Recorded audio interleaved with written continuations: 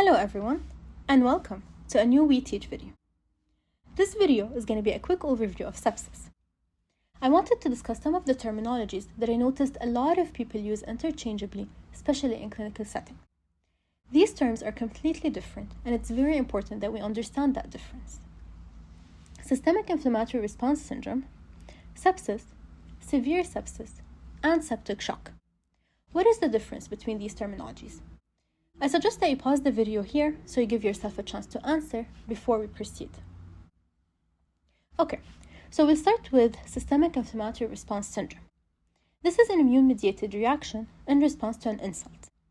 And in order to diagnose the patient with SIRS, they must meet at least two of the following criteria: pulse more than 90 beats per minute, respiratory rate more than 20, or PaCO2 less than 32, temperature more than 38 or less than 36, and finally, WBC count more than 12,000 or less than 4,000, or more than 10% band cells.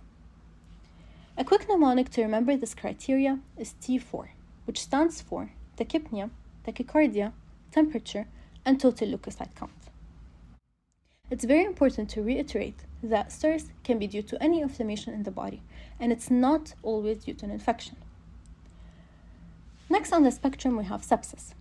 And this is when a patient has SIRS plus proven or suspected infection. That infection can be fungal, bacterial, or parasitic. The most common cause of sepsis is pneumonia, but any infection in the body can lead to sepsis. Next, we have severe sepsis. And this is when a patient with sepsis starts developing signs of organ dysfunction. And those signs are going to depend on the affected organ. It can be the systemic nervous system, the cardiovascular, the respiratory system leading to acute respiratory distress syndrome, or the genitourinary system leading to acute kidney injury. Finally, we have septic shock. This is when the patient who has severe sepsis starts developing refractory hypotension. What is refractory hypotension? It's hypotension that is not responsive to fluids. These patients often require vasopressors and hence are often in the ICU. Alright, let's have a quick recap of everything that we've talked about.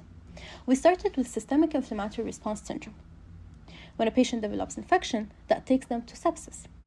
And if a patient with sepsis starts having evidence of organ dysfunction, that's severe sepsis. And when they start developing refractory hypotension, they're said to be in septic shock. It's very important to remember those terminologies, and remember, when you move on from one to the next, the mortality is increasing.